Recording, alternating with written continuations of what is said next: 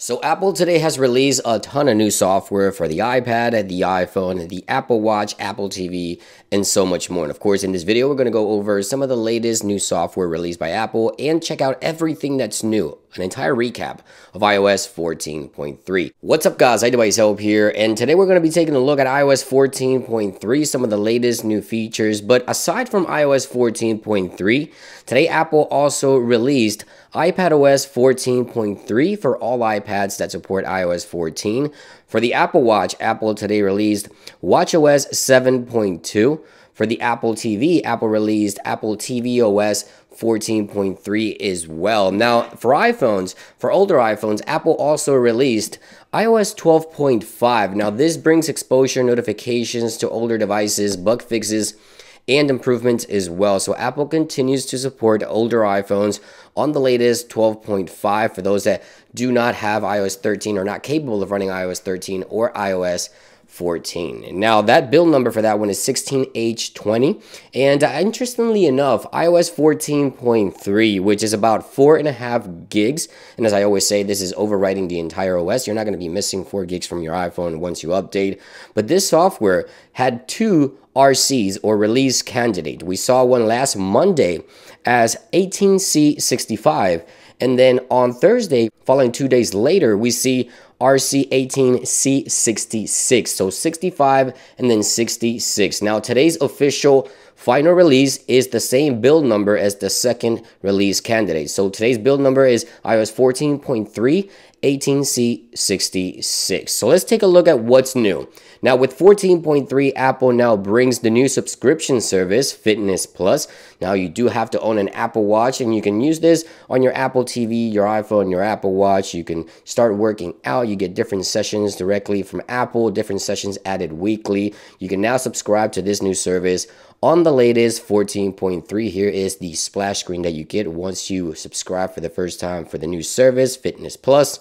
Now, Apple also added support for AirPods Max. On iOS 14.3, this brings support for the new AirPods over the ear. The AirPods Max now have high fidelity audio for richer sound, so this is now enabled. Also, adapted EQ is coming for the AirPods Max, which will be arriving to customers tomorrow with, of course, active noise cancellation, transparency mode, spatial audio, and all that good stuff. Now, aside from the new software support for the hardware on AirPods Max, Apple also added some great new features to older iPhones as well as new iPhones. For iPhone 12 lineup, we now get the Apple ProRaw feature for the photos on your iPhone, giving you brighter pictures, more control over your edits. So Apple ProRaw is a feature that you can turn on or off within the Photos extension here on the top right. There's also an extension in settings under the camera extension where you can toggle the feature completely off and remove it from the UI, and it is an awesome feature for the iPhone 12 lineup.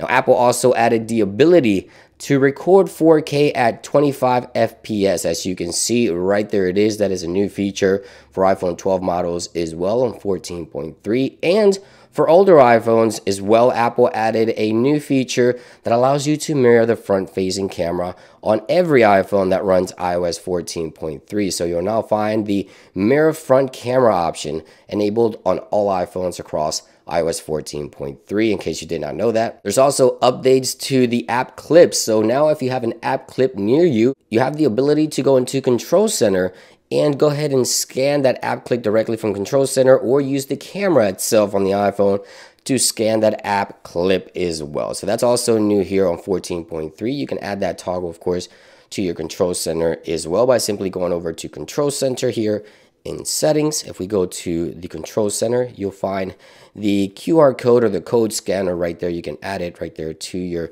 Control Center and start scanning those new app clips that are now available near you, and you can view those and have access to those applications at different establishments across the US here and other parts of the country. So Apple continues to improve the Apple Watch experience, of course, and the low cardio fitness notifications is just a step further for that. Now, in the health department, we now have a new pregnancy tab as well. That's also new, and a 5th search engine has now been added to Safari on the latest 14.3, and there it is. Now, under the TV app, the Apple TV Plus subscription service, we now have the TV Plus tab, which allows you to view all of the Apple, I guess you can call them TV shows or special shows that Apple tailors directly for iPhone users on the latest 14.3 as well. This is a brand new tab under the Apple TV extension. Now, other tidbits, we have a new update all button for Apple smart accessories across the home. And if you have other accessories as well, you can now update everything with one single click. Definitely love that feature. For those of you who have family members attached to your iCloud account, we now have a new share subscription tab on the top of the subscription panel right here. So if you're subscribed to something, you now have the ability to share that as well. A ton of new features, improvements across the board. There's also bug fixes, of course, with the latest 14.3, and I want to talk about those here in this video. Now, in terms of bugs that Apple did mention on their release notes, the number one thing that a lot of users are reporting is text message and notification issues, right? So many users are reporting that the message notifications are not being delivered on their iPhone. So if you get a text message, you don't see that notification. Apple specifically mentions this on their release notes, so they are aware, they were aware, and this has been targeted on the latest 14.3. Now, after updating, I recommend you reboot your iPhone, turn notifications off, and then back on for messages, and hopefully these messages start coming in for users that are reporting issues with that. Now, something else that Apple mentioned in their release notes is under group messages, when you're in the messages application,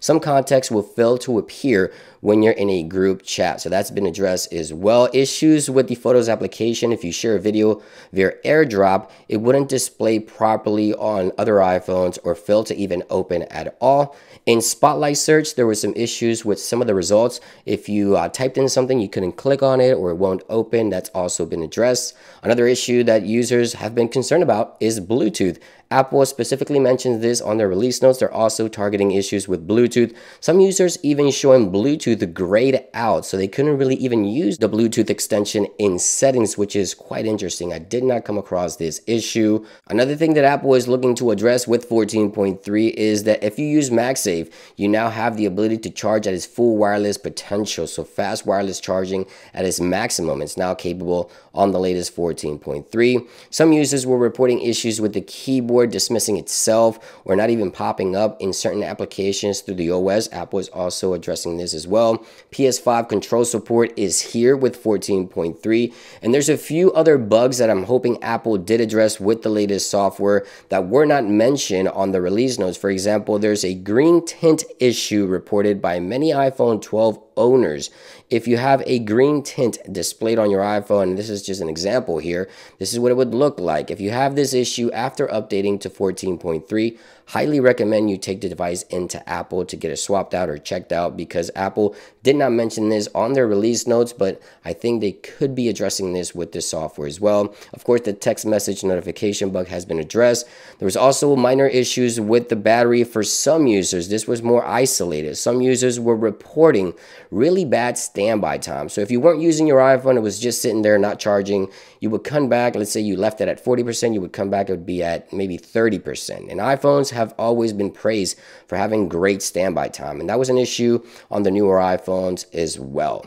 Now, some users are reporting and have commented on my videos Wi-Fi issues. I've experienced Wi-Fi issues myself, but some users even experience Wi-Fi being grayed out completely, not even being able to access the Wi-Fi extension on their iPhones, which is quite interesting. Some users have reported this.